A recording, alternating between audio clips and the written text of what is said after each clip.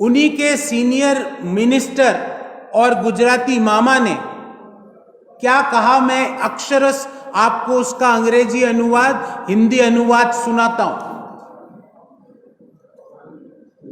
Mister Himanta Biswa Sharma threatened Mr. Hagrama to send him to jail। मुझे लगता है इस देश में कानून का काम है लोगों को न्याय देना, जेल भेजना, जो गलत करे उसको सजा देना, और वो भी जब मॉडल कोड ऑफ कंडक्ट लगा हुआ है। दूसरा, उन्होंने स्टेटमेंट दिया that I am going to invoke an NIA investigation on some LS charge and there is a lot of evidence with him. मैं इस पटल से असम की जनता की ओर से गुजराती मामा से कुछ सवाल पूछना चाहता हूं कि क्यों आप लोकतंत्र की, संवैधानिक प्रक्रियाओं की, हमारे देश के कानून की इस तरह मजाक उड़ा रहे हो मामा। आपके इस तरह के हथकंडे असम की जनता को आपके फेवर में वोट देने के लिए प्रेरित नहीं कर रहे। उन्होंने तो मन बना लिया है कि 2 मई भाजपा गई। मैं उनसे पूछना चाहता हूं कि जब मॉडल कोड ऑफ कंडक्ट लगा हुआ है असम में, तो administration including police is under election commission to ensure fairness and impartiality. जब मॉडल कोड ऑफ कंडक्ट लगा हुआ है तो पुलिस इलेक्शन कमीशन के अधीन काम करती है। आपको ये जानकारी कैसे मिली कि कोई एलिज टेररिस्ट लिंक है किसी व्यक्ति का? किसने दी आपको इस दौरान ये जानकारी? क्योंकि अभी तो पुलिस इलेक्शन कमीशन के अधीन काम कर रही है, मॉडल कोड ऑफ कंडक्ट लगा हुआ है। यदि आपके पास पहले ये जानकारी थी तो आपने असम पुलिस को ये जानकारी क्यों नहीं दी? असम की जनता इन सवालों का जवाब पूछ रही है आपसे। आप क्यों ब्लैकमेलिंग पे और थ्रेटनिंग पे उतारू हो चुके हो? यह आपकी हताशा दिखा रही है। हम मांग करते हैं कि criminal action must be initiated for against him if he is having information before the model code of conduct and he had not shared that information to the Assam police। या तो आपके पास पहले जानकारी थी और आपने वो जानकारी नहीं दी तो आपके खिलाफ क्रिमिनल एक्शन होना चाहिए, और अगर आपको अभी जानकारी मिली तो किसने आपको दी? आपको तो लेनी नहीं चाहिए थी वो जानकारी, क्योंकि मॉडल कोड ऑफ कंडक्ट में पुलिस इलेक्शन कमीशन के अधीन आती है। ये दोनों तथ्य ये बता रहे हैं कि गुजराती मामा बेहद हताश हो चुके हैं। तीसरा, जब झूठ बोलने से भी काम नहीं चलेगा, जब डराने से भी काम नहीं चलेगा, तो वो भाई को भाई से लड़वाने की कोशिश करेंगे और अंत में हम जीतेंगे। ये इनकी क्रोनोलॉजी है। मैं उनसे बहुत गंभीरता से एक बात पूछना चाहता हूं कि आपका डेस्परेशन इस लेवल तक पहुंच चुका है कि आप अब इस डिवाइसिव पॉलिटिक्स, ब्लैकमेलिंग की पॉलिटिक्स, थ्रेटनिंग की पॉलिटिक्स, अरे पॉलिटिक्स तो गवर्नेंस की होनी चाहिए, लोगों के जीवन में किस तरह अच्छा प्रभाव डाला जा सके उसकी होनी चाहिए। आपने 5 साल में क्या किया इसकी होनी चाहिए। आप यहां ब्लैकमेलिंग की पॉलिटिक्स कर रहे हो।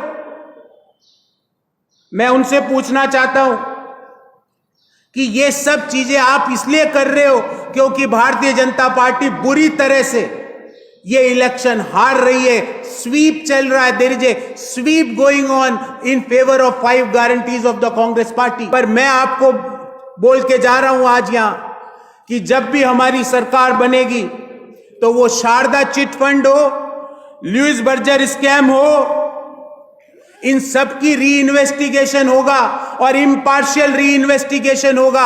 असम की जनता के सामने दूध का दूध और पानी का पानी रखा जाएगा। असम की जनता को यह भी बताया जाएगा कि ये टोल गेट जिस तरह से बढ़ रहे हैं ये किसके हैं टोल गेट? उन सभी लोगों का, किन लोगों के आवरण के पीछे वो टोल गेट चल रहे हैं, उसके वास्तविक स्वामी कौन है, उनकी पूरी लिस्ट असम के लोगों के सामने रखी जाएगी। ये मैं आपको बोलता हूं। और बहुत जिम्मेवारी से बोलता हूं, जो भी लोग दोषी है, भले ही वो शारदा चिटफंड में हो, भले ही वो लुइस बर्जर के केस में हो,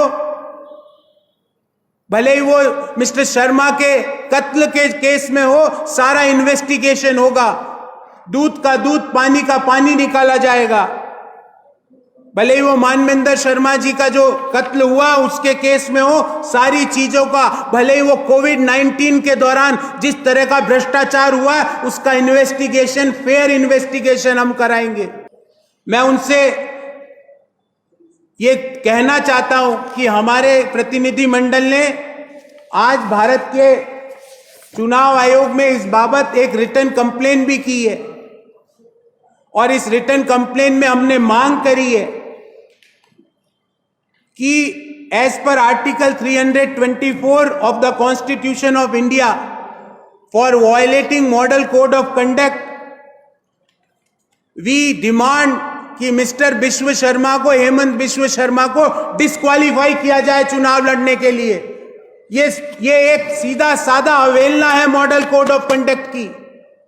हम मांग करते हैं, और हमने प्रतिनिधि मंडल चुनाव आयोग में जाके अपना प्रतिवेदन दे के आया है कि as per the representation of people's act, as per section 126 of the corrupt practices of the, as per section 171C of Indian Penal Code, हम मांग करते हैं कि उनको इलेक्शन कमीशन इस तरह की थ्रेटनिंग के लिए, इस तरह के डराने के लिए, इस तरह की ब्लैकमेलिंग करने के लिए तुरंत प्रभाव से उनके कैंपेन करने पे रोक लगाए। ये प्रतिवेदन हम देके आए हैं, और कानून के अंतर्गत, ऐसी धाराओं के अंतर्गत ये देखा है ऑल इंडिया कांग्रेस कमेटी। इसकी भी एक कॉपी आपको मैं दूंगा, और इसकी एक कॉपी हमने लोकल जो चुनाव आयोग का कार्यालय है गुवाहाटी में, दिसपुर में, वहां पे भी इसको सबमिट करेंगे।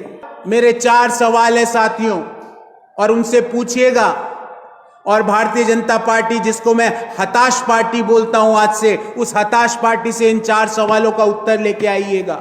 मेरा पहला सवाल है, किस कैपेसिटी में मिस्टर हेमंत विश्व शर्मा ने इस तरह की बात कही, ब्लैकमेलिंग करने की कोशिश करी, थ्रेटनिंग की कोशिश करी? चुनाव हार रहे हो तो लोगों को थ्रेटन करोगे, ब्लैकमेल करोगे? आपके पास क्या जानकारी है? वो जानकारी किसने दी? वो चुनाव से पूर्व, मॉडल कोड ऑफ कंडक्ट के पूर्व जानकारी है, तो आपने असम पुलिस को वो जानकारी क्यों नहीं दी? और अगर अभी जानकारी आई तो किस हैसियत से आपने उस जानकारी को लिया? मेरा पहला सवाल है।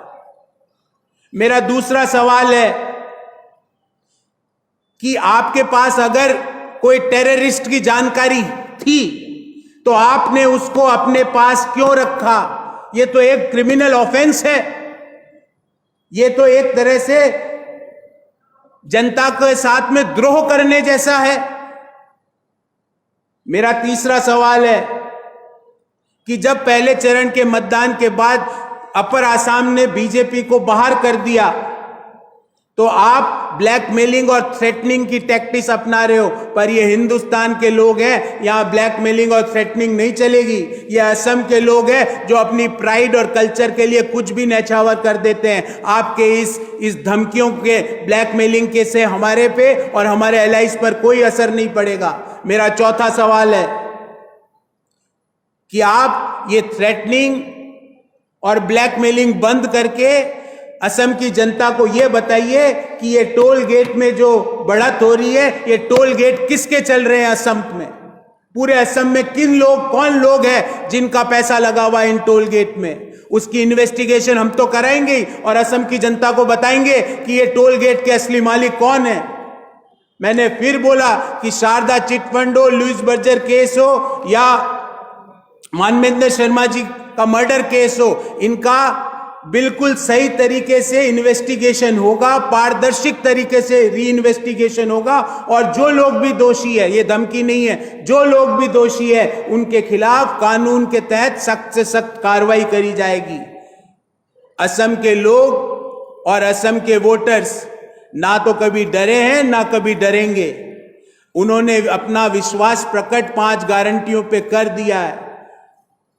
असम के युवाओं को 5 लाख रोजगार देने की गारंटी हमने की है, वो हम पूरा करेंगे। इस तरह के डर्टी ट्रिक्स डिपार्टमेंट से असम के लोग अपने मताधिकार को चेंज नहीं करेंगे। उन्होंने मन बना लिया है। यह आपकी हताशा दिखाता है और मुझे उम्मीद है कि इलेक्शन कमीशन तुरंत प्रभाव से इसके अंदर एक्शन लेके मिस्टर हेमंत बिश्व शर्मा को चुनाव लड़ने के डिस्क्वालीफाई घोषित करेंगे और उनके चुनाव प्रचार पर तुरंत प्रभाव से रोक लगाई जाएगी।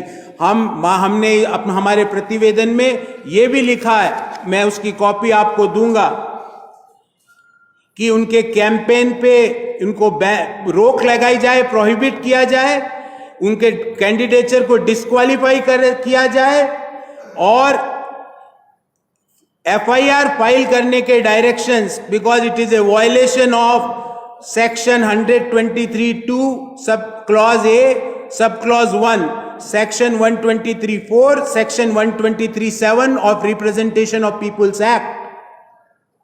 And last but not least, हमने चुनाव आयोग से मांग करी है कि ये जो हताश पार्टी है, जो हताश हो चुकी है, जो रिजेक्ट हो चुकी है, उसको under 16A, section 16A of election symbols order 1968 उनके रिकॉग्निशन को विड्रॉ किया जाए। भारतीय जनता पार्टी के पॉलिटिकल पार्टी के रिकॉग्निशन को विड्रॉ करने की मांग हमने इलेक्शन कमीशन, भारत के मुख्य चुनाव आयुक्त को यह पत्र लिख के साइन करके AICC ने लिखा है, जिसकी कॉपी आपको दूंगा।